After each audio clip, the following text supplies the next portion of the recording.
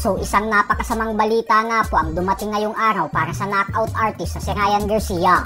Ito po ay dahil naglabas na ng opisyal na hatol ang New York State Athletic Commission patungkol sa pagpopositibo ni Garcia sa pinagbabawal na gamot sa naging laban nito kontra sa current WBC Junior Welterweight World Champion Devin Haney mahigit isang buwan pa lamang ang nakakalipas, kung saan pinabagsak niya ito ng 3 beses hanggang sa tuluyan niya itong tinalo via unanimous decision. Ayon po sa hatol ng New York State Athletic Commission, ay pinawalang bisa na nila ang naging panalo ni Garcia, kaya naman baliwala na po ngayon ang pagtalo niya kay Haney. Tuluyan na po nilang binaliktad ang resulta ng laban at ginawa na nila itong no contest. Kaya naman dahil dyan ay bumalik na ulit si Devin Haney sa pagiging isang undefeated fighter, habang si Garcia naman ay pinarusahan sa pamamagitan ng pagsususpende dito ng 1 taon.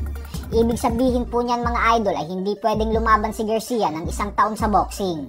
Bukod dyan ay pinagmulta din ito ng mahigit $1 million o 54 million pesos. Dismayado naman si Garcia sa balitang ito gawa ng ninakaw daw sa kanya ang lahat ng pinaghirapan niya, habang si Devin Haney naman ay tuwang-tuwa sa balitang ito at umaapaw ang saya. Ayon sa statement na inilabas ni Haney, ay lubos umano ang pasasalamat niya sa lahat ng organizers na tumulong at sumuporta sa kanya upang maging matagumpay ang kanyang pag-aapela. Masaya si Haney na malinis na ulit ang kanyang record at wala na ulit siyang talo. Sa kabilang banda naman mga idol ay ibinunyag nga po ng tumalo kay former 4 Division World Champion Adrian Broner na si Blair Cobbs na pinasuko niya daw si Ryan Garcia sa naging sparring session nila dati. Umayaw daw si Garcia gawa ng binugbog niya umano ito sa ibabaw ng lona. I got up right away, like instantly, like very fast. And then I went to work on his ass.